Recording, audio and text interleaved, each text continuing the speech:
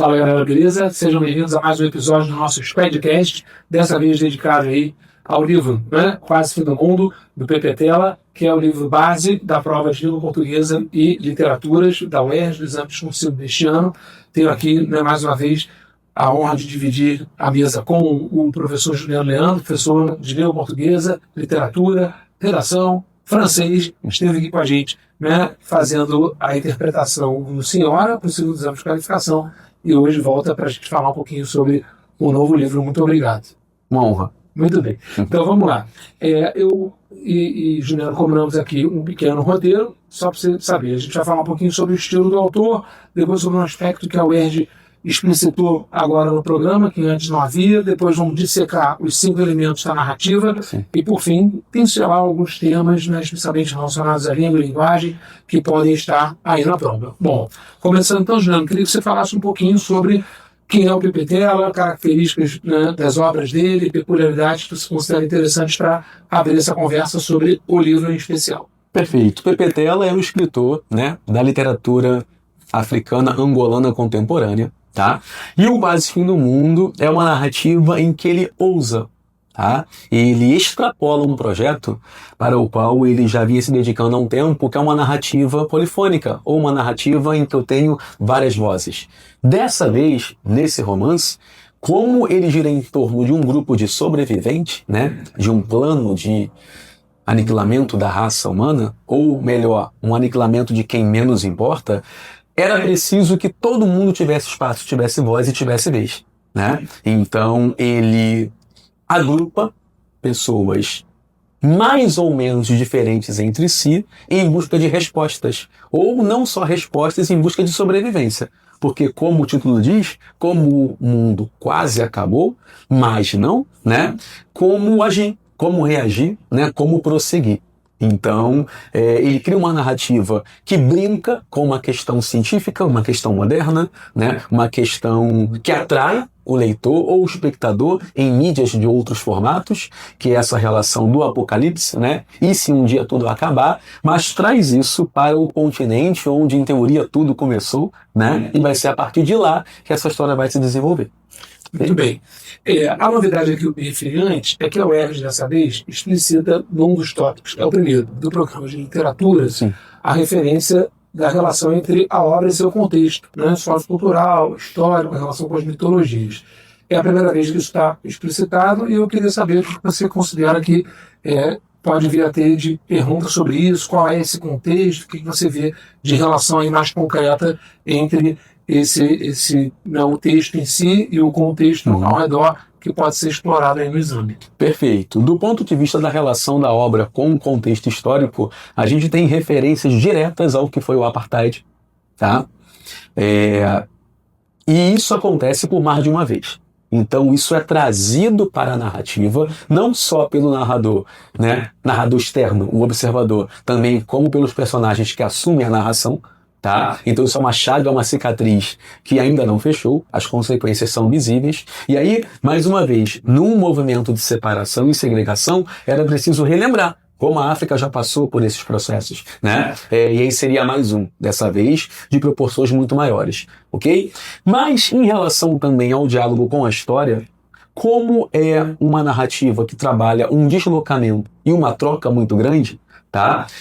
Os personagens migram, eles saem de Calpe, que é um local fictício, tá? Embora num continente muito real, ok? Esse deslocamento, essa migração, faz com que os personagens, por exemplo, cheguem ao Egito, tá? E até mesmo antes de chegar ao Egito, tudo, né, ou muito sobre a história, a cultura e a civilização egípcia nos é apresentado. Tá? Então a história faz muitas alusões, muitas referências, há citações com relação à cultura do Egito, mas isso acontece também com o Vaticano.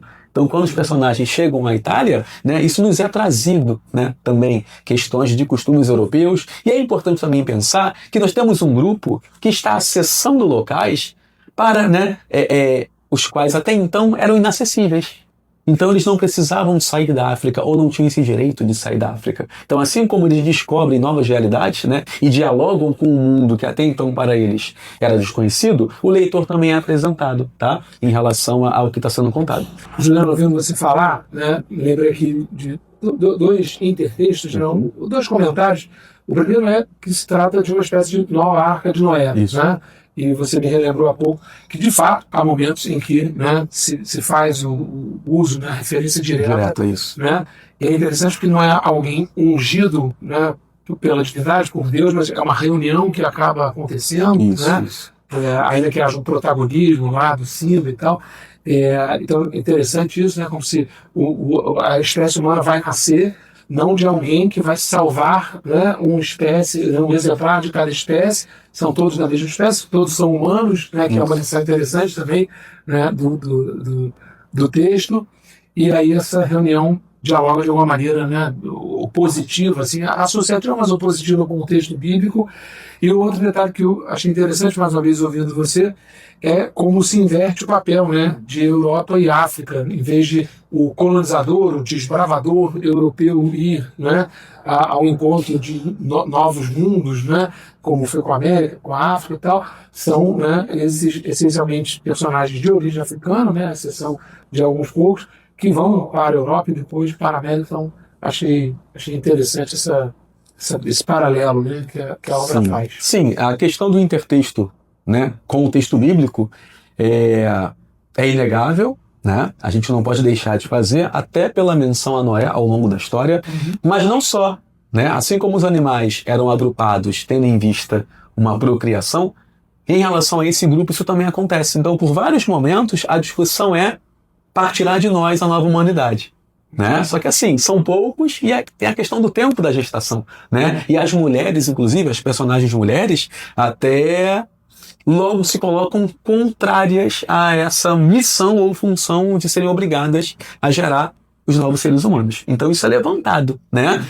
Não temos mais alguém ungido na liderança, mas um homem da ciência, temos um médico que vai pensar muito pelo lado biológico, né? E agora como será, mas o médico que não é mais médico. A gente vai falar um pouco melhor disso em relação às ocupações. Muito bem. Bom, então vamos começar essa dissecação dos 5 elementos. Lembrando, toda narrativa, não importa a extensão, mas no romance já é ainda mais evidente, é capaz de ter identificado os 5 elementos, o enredo, né, que é a trama, a história em si, o narrador, né, ou no caso, os narradores, que são os responsáveis por contar essa história, quem vive a história, os personagens, o espaço, né, o cenário, o ambiente e o tempo, que aí envolve a ordenação dos fatos, o ritmo com que a história é contada. Então, vamos começar, e não tem problema, vamos começar pelo enredo, de você dar spoiler, porque das duas uma. Ou você já leu, e não tem spoiler nenhum, ou você ainda não leu e vai gostar de saber, aí, resumidamente, do que trata o Quase Fim do Mundo. Então, uma palhinha aí sobre o enredo. Qual é a história desse romance? Quanto ao enredo, o título já traduz. Então, se você não sabe o que aconteceu, você já sabe o porquê do que aconteceu, você sabe o que aconteceu, então o mundo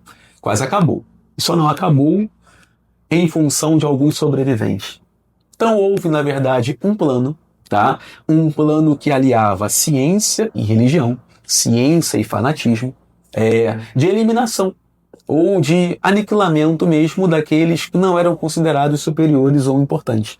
E aí, pensando nisso, eu precisaria eleger um padrão, né, de quem seria responsável por dar continuidade à vida no planeta, e esse padrão seria a raça branca. Pensando nisso, aqueles que não são brancos seriam ou deveriam ser eliminados. E um plano é feito, um plano minucioso, né? Primeiro de convencimento de que isso é necessário, daí líderes ao redor do mundo, né? Com essa missão de convencer as pessoas de que esse seria o caminho dali para frente, mas por uma falha estrutural, numa localidade no continente africano, né, desmereceram um pouco as pessoas que ali habitavam, por uma questão logística. Faltava tempo de fazer testes ou de conferir pela última vez se todos os passos do plano estavam sendo cumpridos. E foi essa pequena falha, né, reconhecida como uma falha, inclusive, admitida como uma falha, que fez com que alguns poucos personagens sobrevivessem. E esses personagens não se conhecem. tá? E o enredo caminha de maneira linear, sem grandes deslocamentos para trás ou para frente, né? Num tempo pré-definido e curto. A história não se passa num intervalo muito grande de tempo, tá? À medida que as coisas vão acontecendo, essas pessoas vão se descobrindo, vão se conhecendo e vão trocando. Sempre pensando no começo, por meio de uma mentalidade de grupo, de agrupamento, e à medida que saem da África, né, esse sentimento de união ou de laço se desfaz. E Pepe Tela, né, o próprio autor, em entrevistas à época do lançamento da narrativa, disse que não tinha como contar essa história de uma maneira que não fosse minimamente engraçada, tá? E choca por alguns momentos o que acontece, mas também diz que só podia ser em África, né? Que esse grupo se unisse para saber o que aconteceu e, mais importante do que isso, saber o que fazer, o como, né, agir dali para frente. Então é isso. Temos um enredo linear, um enredo que se passa num tempo pré-definido e limitado, e um enredo de descobertas. Assim como os personagens querem saber o que aconteceu, nós, leitores, também os acompanhamos nessa descoberta, tá? Não nos é antecipado nada. Então a gente descobre junto com eles. Acho que isso é um trunfo da obra. Eu acho legal porque a nova humanidade vai ter rigorosamente o mesmo berço da humanidade tal como a gente já conhece. Exatamente. Né? Que é ali no continente africano. Eu também acho interessante porque, nesse sentido, a verossimilhança da obra, ela está ali naquele limite que muitos autores exploram, né? Da verossimilhança externa e interna. Né? Ou seja, tem uma lógica que parece pura fantasia, ou seja, que pertenceria só aquilo que está acontecendo dentro do livro, né, que é essa história que, além de ficcional, é fantástica, né, mas também há um monte de conexões que a gente pode fazer, um monte de relações que se podem fazer, simbologias, né, entre o que acontece de fato. Então, essa campanha de eugenia, de purificação do mundo, infelizmente, a gente conhece em muitos episódios da história, né, real, da história externa, né, da história aqui do mundo de carne e osso, né, não da ficção, vamos chamar assim, e o enredo trabalha bem, né? Essa correlação entre o que é pretensamente uma fantasia, pretensamente uma utopia, uma distopia, né? Mas que, sem dúvida alguma, permite que a gente faça esses paralelos. Isso, em relação ao parecer verdade, né? Seja internamente, seja externamente, a narrativa é tão bem conduzida, né? Tão bem construída, que não nos incomoda o fato, primeiro, de Calpe não existir, geograficamente falando, tá? E também não nos espanta ou não nos deixa acreditar que, de fato, o mundo quase acabou por meio de um plano de explosão, né? Então, o que poderia afastar o leitor em relação a acreditar no que está me sendo contado? Pelo contrário, tá? Em nenhum momento isso nos perturba. Ou você até se esquece de que Calpe não existe e de que o mundo, de fato, não pode acabar por meio de uma explosão. Muito bem. Falando agora de como a história é contada, né? Só uma lembrança. Narrativas costumam ser polifônicas, né? Porque a gente ouve, além da voz do narrador, que é a narração, os discursos, as vozes dos personagens. Mas o interessante neste texto é que a narração mesma é polifônica. Então, há aí muitas pessoas que assumem, né, muitas vezes essa mudança aí de quem está contando a história ocorre, e isso tem provavelmente uma simbologia, uma opção, né, do autor que transmite aí alguns significados. Eu queria que você falasse um pouquinho sobre isso. Perfeito. Em relação ao que a gente conhece da narrativa, não tinha como ser diferente. Não é minimamente possível que eu tivesse uma voz no comando, né? Menos crível ainda é eu não ter uma narração em primeira pessoa, sabe? Ou uma narração só em terceira, só externa. Eu tenho esse narrador externo, né? Que é quem nos ajuda a entender mais pro início quem são aqueles personagens, mas a partir do momento em que aparecem, eles assumem esse microfone da narrativa. Tá? Então a gente percebe facilmente, até pela manipulação da primeira pessoa e da terceira pessoa do discurso, quem está falando. Só que à medida que a história se desenvolve, o que era muito nítido no começo de o narrador externo, é um dos personagens, né? É um dos vários personagens que assumem o comando do relato, isso começa a aparecer de maneira mais mesclada ou mais confusa. E aí, se eu tinha isso delimitadamente separado entre parágrafos, narrador-observador, narrador-personagem, isso passa a acontecer dentro do parágrafo, né? E por vezes, eu consigo contar pelo menos 2 vezes, é muito difícil de saber quem está falando naquele momento. E nesses momentos de indefinição, é sempre um narrador na primeira do plural. Então eu diria que até uma voz coletiva. É a voz do grupo, é um coral. É o grupo dizendo agora, né? E não me importa saber quem do grupo. Mais uma vez, por ser um grupo, é uma voz em nome de todos. A gente consegue contabilizar 3 instâncias narrativas, né? Um narrador observador externo, de fora, onisciente, por ter total domínio, não só do que está acontecendo, mas também em relação àquilo que os personagens pensam, tá? Esse acesso não só das ações, mas também dos pensamentos. Mas não só onisciente como intruso, né? Por julgar, por criticar, por se posicionar em relação ao que fazem. Uma segunda instância, que é um narrador em primeira pessoa, né? Narradores em primeira pessoa, já que, mais uma vez, eu tenho várias pessoas assumindo o comando do relato, e um narrador coletivo, uma espécie de voz coletiva, de voz coral, que fala em nome do grupo sempre na primeira do plural. Então é importante também pensar que o grupo fala, sabe? E não me importa saber quem está falando naquele momento. Eu sei que é um deles. Embora seja um grupo cujas diferenças vão começar a aparecer, até pelo convívio, o que era esperado, eu ainda consigo entender em poucas passagens de que é o grupo falando. É interessante, porque a mensagem, o novo mundo, necessariamente, né, a história do mundo novo não pode ser a história de uma única voz. Exatamente. Né? Então a construção é coletiva. A gente já fez um comentário antes que falei para o Juliano, me lembrou a música do John Lennon, uma música famosa lá, o Imagine, né, que fala sobre isso. Imagina que não há mais países, imagina que não há mais dinheiro, que não há mais religião, né? É lá a linha do John Lennon, e todos vivendo para hoje, né? E todos vivendo para que, você mencionou isso, né? Dali para adiante, então a humanidade se reconstrui. E como eles são muitos, queria que você fizesse também um comentário, uma pincelada sobre os personagens, alguma particularidade que você acha importante ressaltar. Eu gosto do que você salientou há pouco sobre a identidade, né? A proximidade gráfica e sonora de Isis e de Íris, a opção por chamar o personagem pescador só por um substantivo comum, né? Sem um nome próprio, como acontece com os demais, e o que mais você achar interessante aí falar sobre personagens. Perfeito. Temos um grupo plural, mas não tão grande assim, de 10 a 12 personagens, né? Sendo que a maior parte assume a narração em algum momento.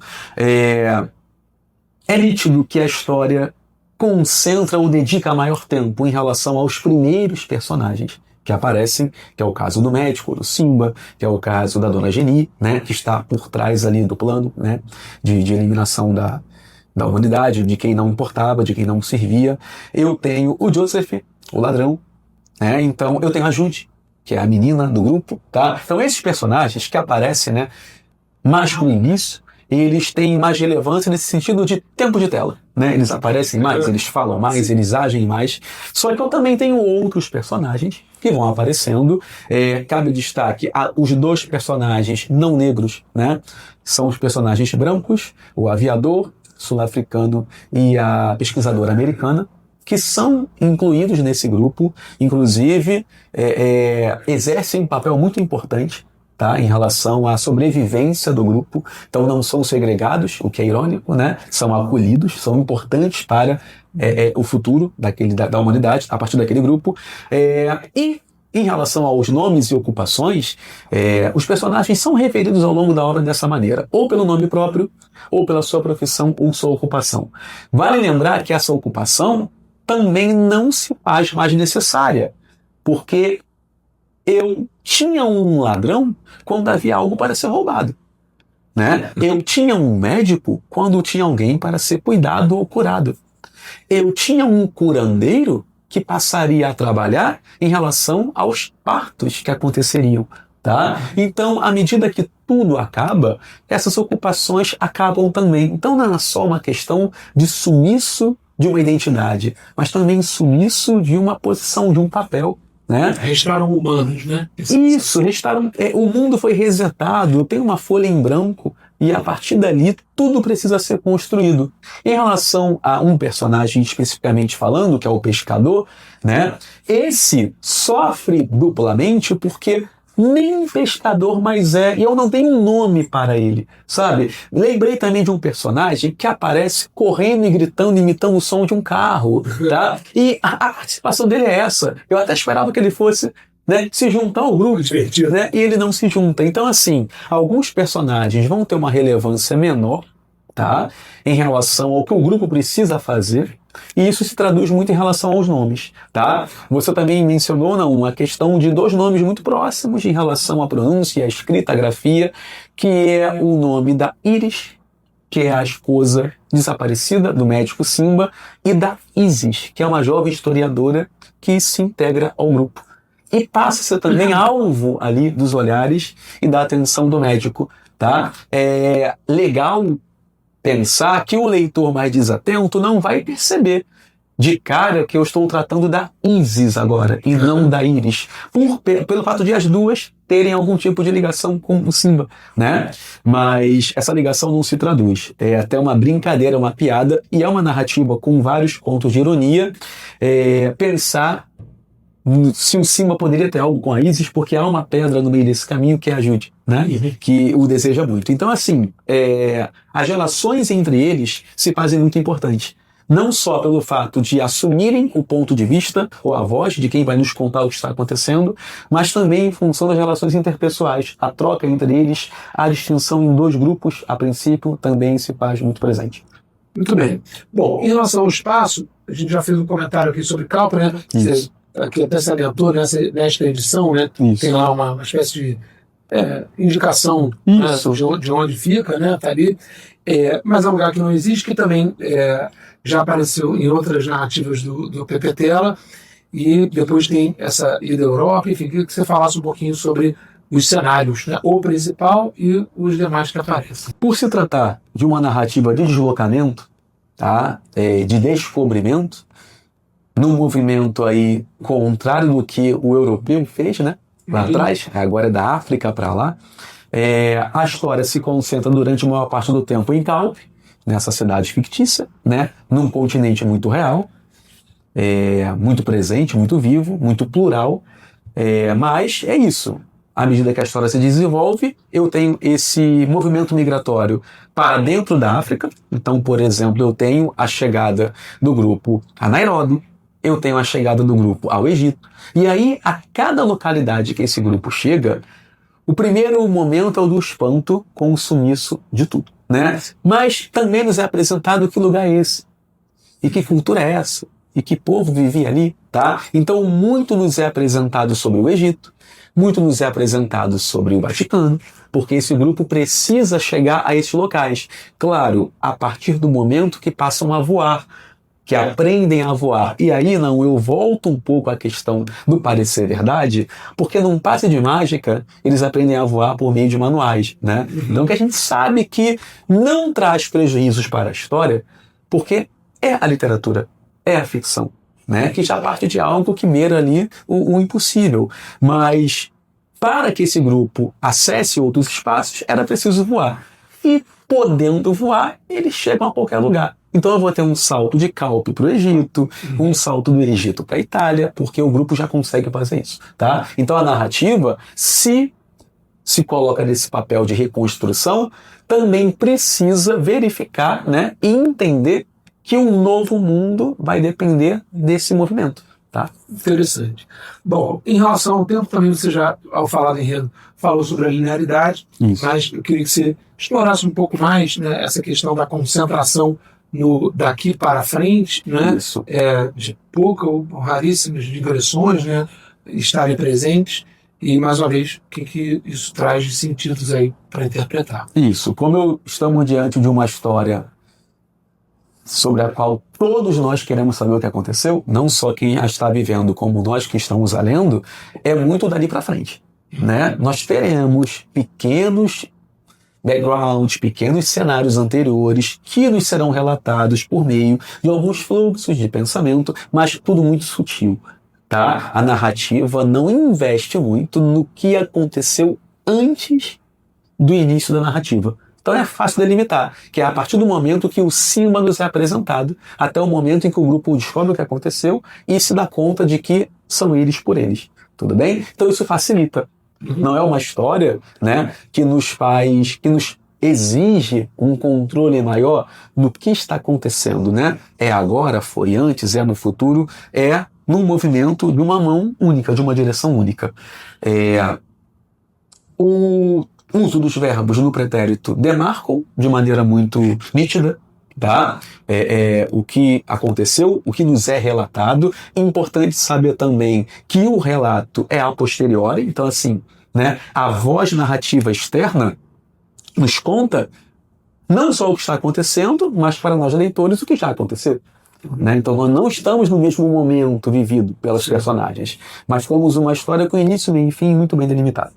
Muito bem. Bom, para a gente concluir, sempre é bom concretizar o que você considera que são conteúdos, né, aspectos relacionados à linguagem, a aspectos gramaticais, né, o que você acha que a prova, já dado aí o histórico que a gente tem, né, não só o recente, né, desde que a UERJ passou a adotar um livro de referência, mas eu diria que ao longo de toda a história do exame discursivo da UERJ, quais são os temas quentes, vamos dizer assim, para a gente concentrar nossa atenção e as nossas revisões. Beleza. A gente tem uma falsa impressão de que o exame discursivo é completamente diferente do de qualificação. Claro, pela sua estrutura Sim. Mas eu tenho cobranças que são comuns, tá?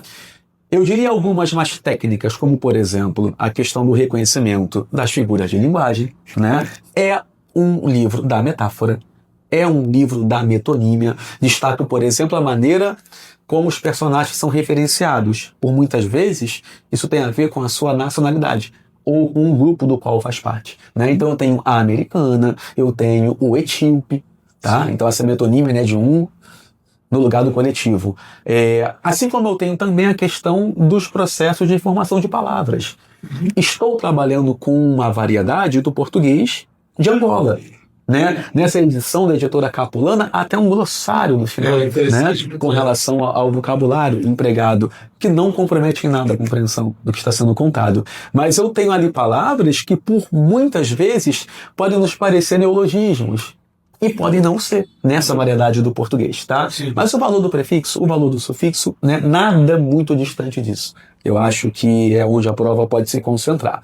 Em relação ao valor semântico dos conectivos, tá? Temos, Clássico, né, um clássico. Temos aqueles de natureza mais conhecida, como o caso do no entanto, início de frase, né? Mas eu tenho também o pôde deslocado, com valor conclusivo. Então é importante, né? Mais comum, né, no português. Mais comum, exatamente. Não no Brasil. Não na nossa variedade. Mas também não é uma narrativa com conectivos que não são do nosso domínio. Sim. Sabe assim? É de fácil compreensão e de fácil aceitação em relação ao aluno. Mecanismo de coesão. Então, né, as retomadas, as antecipações, os recursos para anáfora, os recursos para catáfora, nada que não foge já do que a gente está acostumado. Em relação às funções da linguagem, eu tenho, por exemplo, o fato da operação com as figuras de linguagem, a função poética e por se tratar de um romance, né? Mas tem também a metalinguagem, por alguns momentos, a relação com o próprio ato de contar, a relação com o próprio ato do relato, a relação, a explicitação de que é um narrador falando, a metanarração, tá? A metanarração, né? A própria interlocução que acontece com o leitor, não por muitas vezes, mas por momentos específicos. Como eu já disse, a questão dos tempos verbais, o pretérito imperfeito como o habitual, o perfeito como o encerrado, o presente de aproximação do leitor com o que está sendo contado, né?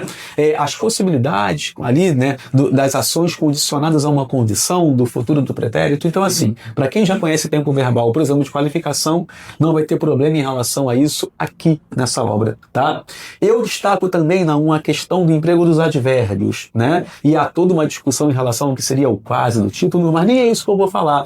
Eu digo mais pelos advérbios terminados em mente, em início de frase, que tem como expor a frase toda, né? Então é isso, atuando ali como modalizador. Então eu tenho muitos advérbios em início de frase, terminados em mente, que não atuam sobre um verbo, mas sim sobre uma construção, né? Trazendo uma ideia de certeza, de ênfase. Então é importante saber que o aluno domine o emprego do advérbio como um modalizador, tendo como alvo uma frase inteira, tá?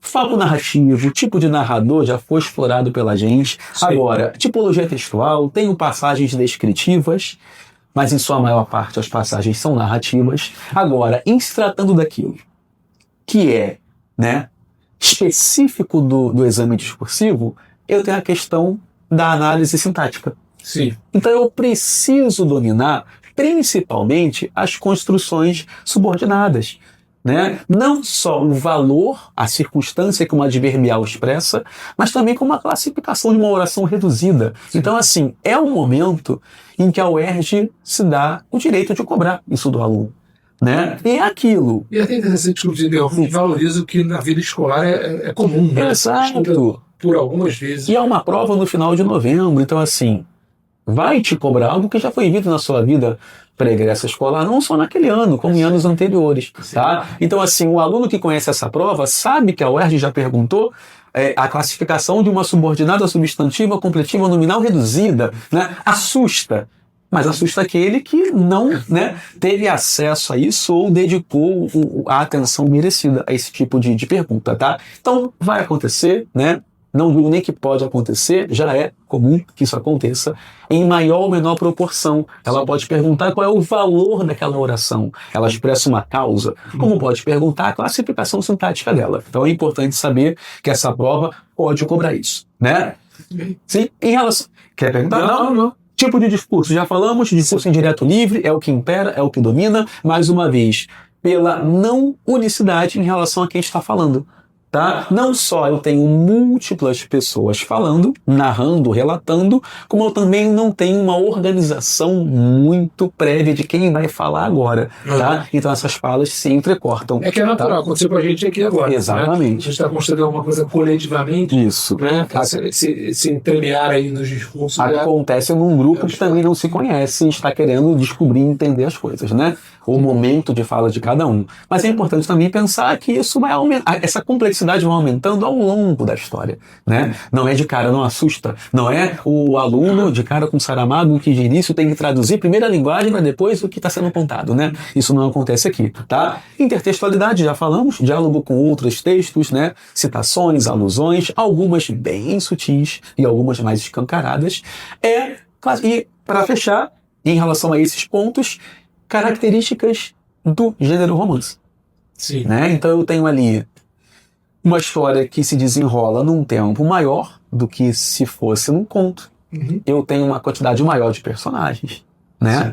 Eu não tenho muitos espaços, mas eu tenho mais de um pelo menos. E chama atenção, já falamos, mas é importante relembrar, que a grande revelação do que aconteceu se dá no penúltimo capítulo.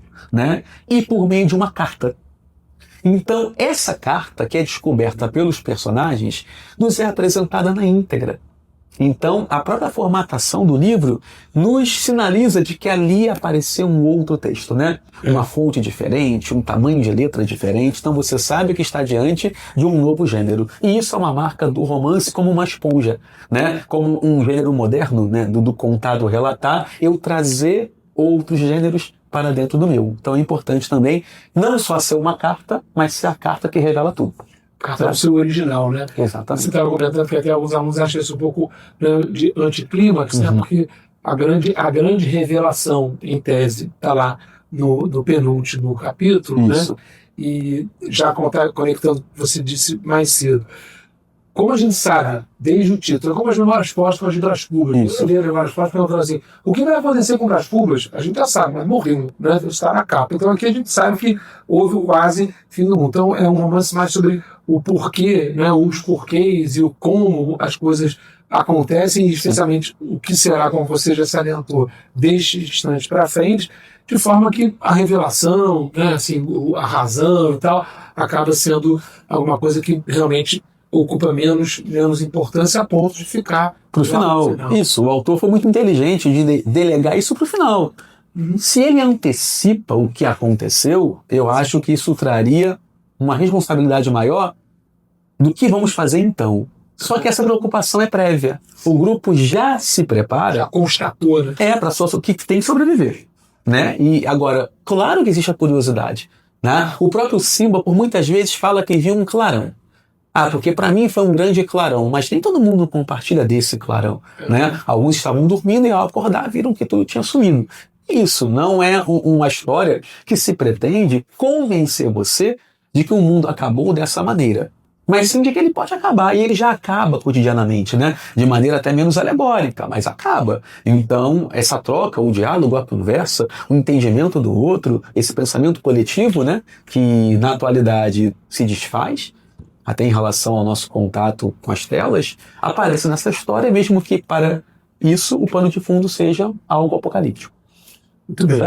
Bom, espero que vocês tenham gostado. Vou agradecer de novo a participação do Juliano, sempre aqui dando uma aula, literalmente, sobre alguma obra, dessa vez o Quase Fim do Mundo. A gente vai se encontrando, né, ao longo das aulas de revisão, para quem é aluno aqui do Squad, e vamos com tudo arrebentar mais uma vez lá no exame discursivo. Certo? Boa prova a todos. E Tamo junto. Valeu.